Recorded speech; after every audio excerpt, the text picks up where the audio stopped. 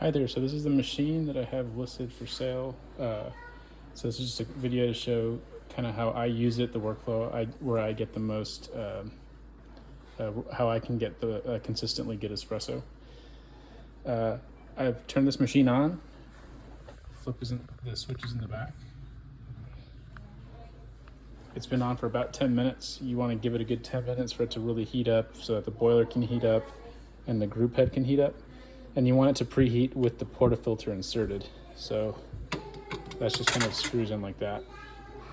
So let me show you what I like to do. I like to take out the basket and then put this back in there so that it continues to warm up. Once it hits temp right here, which is about 92, between 92 and 95, I have it set to 93. Before I pull a shot, I like to pull out some of the hot water to make sure that the portafilter is nice and hot, and also to warm up your glasses so you can get a good consistent flavor. So to get into espresso mode, this left switch has to be all the way down. This is espresso, this is hot water, and this is steam. So you can only do one thing at a time. If you go to steam, it takes longer to warm up because the temperature has to be hotter to turn that water into vapor. So right now I'm just going to show you espresso. And then it's a manual pump. Just a little bit of water come out.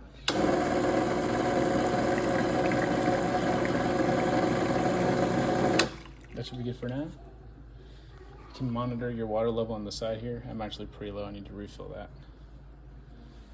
This will also get your glasses nice and warmed up. Let that continue to sit. You'll see this temperature climb back up. Got the grinder turned on. It's a stepped intervals for your grind size.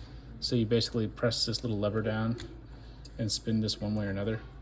You do not want to change the grind size unless it's either completely empty or unless the motor is spinning, because you have two burrs, and if you have beans stuck in the burrs, and you're going to try to adjust the size smaller, and you can potentially damage the burrs because they're not going to be able to come down evenly. You can make it coarser without turning it on because you're expanding it, but if you want to contract it for a finer grind, you want to make sure that the motor is either on or that it's completely empty. So to get consistent espresso, I think the easiest way to do it is using a tiny little scale. I got this one on Amazon for like $10. Or you can also go volumetric and by eye. I'm just going to show you with the scale so you can see what it looks like. I have it tarred to 0 grams.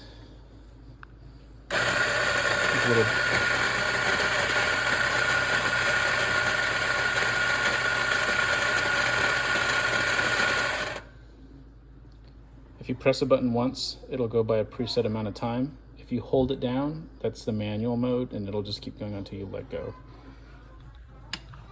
You can adjust the time by turning this little knob in the back with the flathead screwdriver. That can increase the time. However, if you turn the machine on while holding the button, it resets that timer. So I've done that a few times accidentally, so I just kind of ignore it now. I just measure it and then keep going.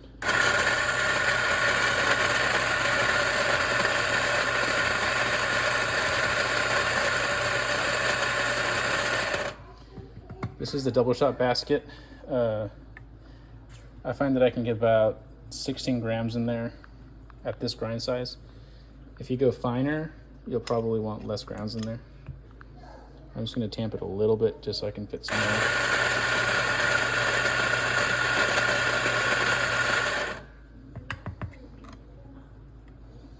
So I'm going for about 16.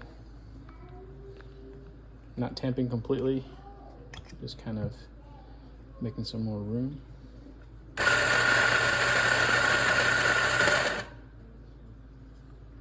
Okay. 16. I'll just run with that. I could always spoon a little bit out. It's a little bit above 16. 16, between 16 and 17, again, at this grind size, I've been able to get consistent results. Again, your mileage may vary depending on how fine of a grind you like. So now I am tamping. I'm going a nice even tamp. If you're going based off of just a visual cue instead of weight, I find that the edge of the tamper along with the top rim is pretty consistent at about this weight. I'm going a nice even tamper. take this out and put it in. If I had 2 hands free, I would have tamped it in the portafilter and not straight into the basket, but that's okay. Again, with 2 hands, you can put this on your mat and then tamp with your other hand. But one hand of the day just to show you how this works.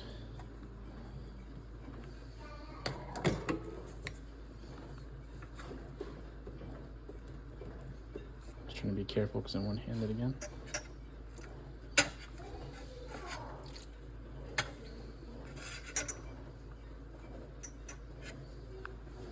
And pull some espresso.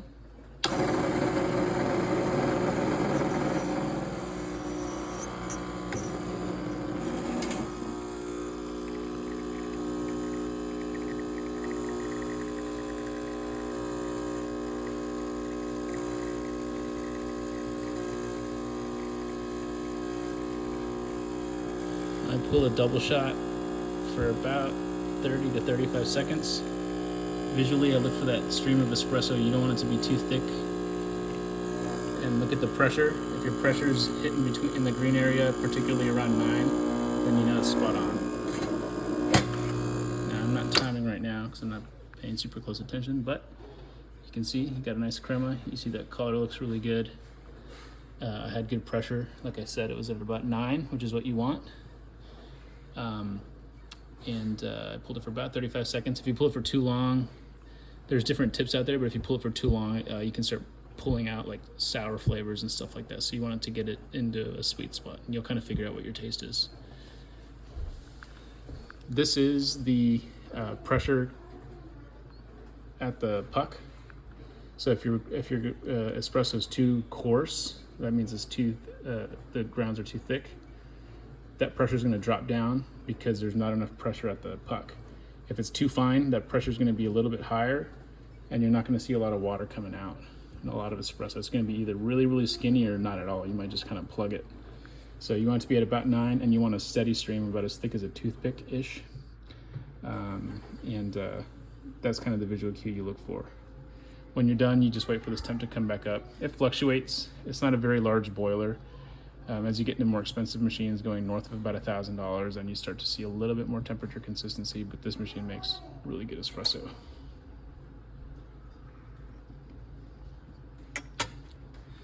Other things to talk about, hot water valve. To use a hot water valve, flip it to the middle.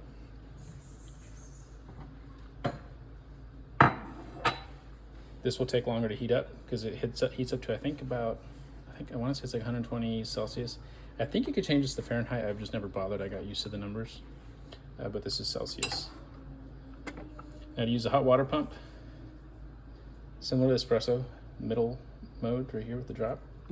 Flip on the pump, and then you start turning the knob, and then it starts to let water out.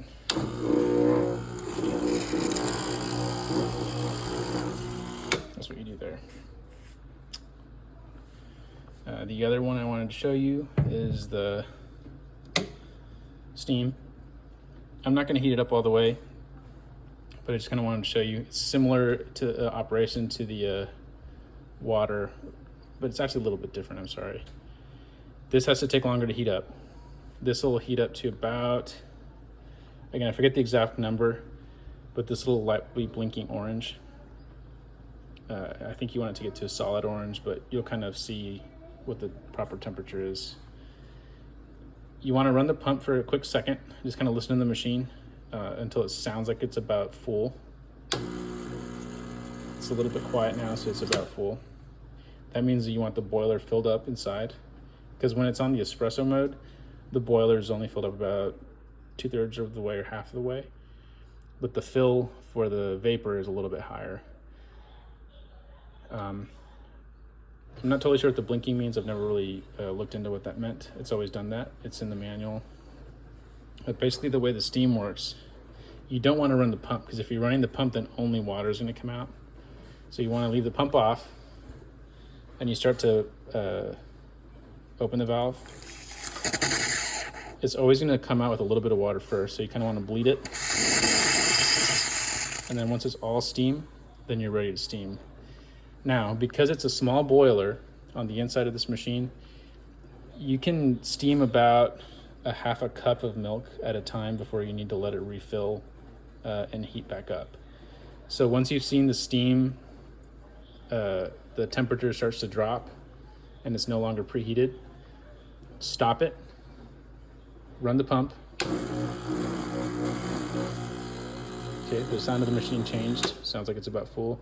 Let it reheat. Takes another maybe minute or two to reheat. And then same process, bleed it. And it seems pretty good right now. And then run it again. So I find that for like about a normal coffee cup, it's about 2 cycles of steaming. That's normal for this size of machine. Again, if you want a machine with like powerful steam, you want to get a dual boiler machine, but then you're talking like, $1,500 or more. So this is kind of a single mode. You just switch back and forth, but it does both pretty well. It's definitely excels at espresso. Other thing to talk about with this machine is that when the machine is on, the heat element inside the boiler is always running. So you do not ever want to drain the boiler completely. If you're only doing espresso, you won't ever really drain it because the pump's always running whenever you're using the espresso, and it's constantly getting you fresh water. But you got to be more careful about it when you're in the steam mode. So you don't want to overdo it with the steam because the heat element's running and you're starting to run low on water. So you want to make sure you refill it. The other thing too, the thing that can happen when you're running the espresso, and you may not realize it, is that as you're pulling water out of the boiler, it's going to be pulling water out of the reservoir to refill the boiler. So you just want to make sure that your reservoir is always at least half full. Right now it's a little bit low, but I was aware of that. I was paying close attention to it. But you do want to make sure that you have plenty of water before you start doing anything, so that way you don't ever run that boiler dry. Because if that boiler gets dry inside while it's on and the heating element's on, you can burn the heating element. I haven't ever done that, haven't ever had that problem, but it's just something to keep in mind on how the machine works. The nice thing about these good machines and this brand is that they are serviceable. So if something burns out, you can call the company where I bought this from, and they can help you figure out which part you need, and you can even mail it to them and they'll service it. So it's a very good machine. The company I bought it from is the same one that had this coffee grinder manufactured. So I think those are really the main things I just wanted to show here. I guess the other thing is when you're switching back from steam to espresso, it's going to be so hot. It's going to be too hot for espresso. So you can see that for espresso, I want it at about 93 for a dark roast. Again, you can change that however you want with these little buttons. But what I do to get it to start cooling down and getting fresh water in there to start cooling it down and getting it back down to the temperature I want, if I was in steam, I'll switch back to hot water and I'll bleed some of that water out. Again, I'm going to stop it because I'm running low on water. I'll bleed some water out until that number starts to climb down, and then I'll switch back to espresso and let it get back down to temp. That works pretty well for me. I'm going to turn it off. But like I said, that's what I do there. So as far as descaling goes, I did recently descale it. I would say I've descaled it on average of about once a year or so. I was following the recommendations of the First Line Equipment. They've actually updated their recommendations now to say that don't descale it unless you're having issues with it. So I don't think by any means that I ever over descaled it. But they do say that if you do it too many times, you can start to wear out rubber parts and stuff like that and metals. So again, it's working as good as it ever has right now. So I would recommend following their recommendation and only descaling if you really need to. The other thing you can do is, thankfully in our home we don't really have super hard water, but one thing I would start to do with this machine is get, again from this website, I'll give you a link. They sell descaling packs. You could either it's like a cloth pack you can put in the chamber and then fill it up with water. You have to let it sit. Every time you refill the water, you have to let it sit with that cloth pack for about 15 hours. So basically do it like when you're done making your espresso in the morning and you're not going to use it until the next day, just refill it. That way the next morning the water's good to go, and then that descales your water. And what I understand, I heard that also helps the water taste better. The other thing you can do is, and I don't know if it fits this machine, but I saw that they sell ones that are inline. Those don't need to soak. So you can just call that company and see if they make one that fits this. And if that's the case, then it just works real time. You don't need to soak the water. So the other thing was the blind, I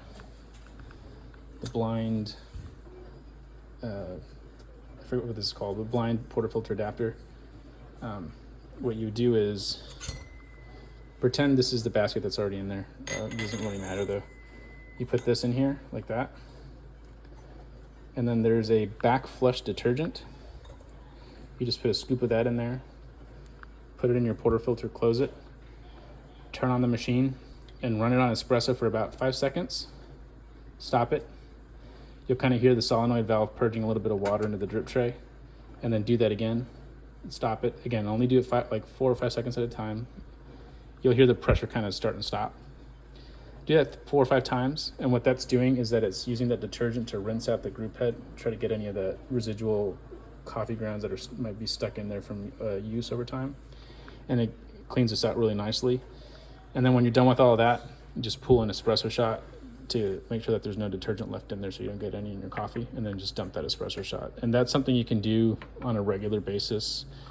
When I was really being picky about it, I would do it weekly. Sometimes I forget, that one's being monthly, but just kind of do it. If you notice that your coffee's tasting flavors, if your coffee flavor is changing, that's something you can do. And that really cleans that out really well. Something else you can really do if you want, I've only done it once or twice, is take out that little screw and take out this shower screen, which just comes right out, and then just also clean the shower screen in that same detergent. So you can make a little solution in a measuring cup, and in that measuring cup you can put the shower screen in there and put your portafilter basket, the one that you're using, whatever one of these you're using, and then just clean that all out. There's videos of that on YouTube, stuff like that. So I think that's pretty much everything. Again, I'll put the links down below for where this machine sells right now. And they have outstanding customer service, so you can just call them and tell them that you have a machine that was purchased there, tell them which one it is, and they'll walk you through it. This is one of their best-selling machines on that website. So thank you for watching, and feel free to let me know if you have any questions.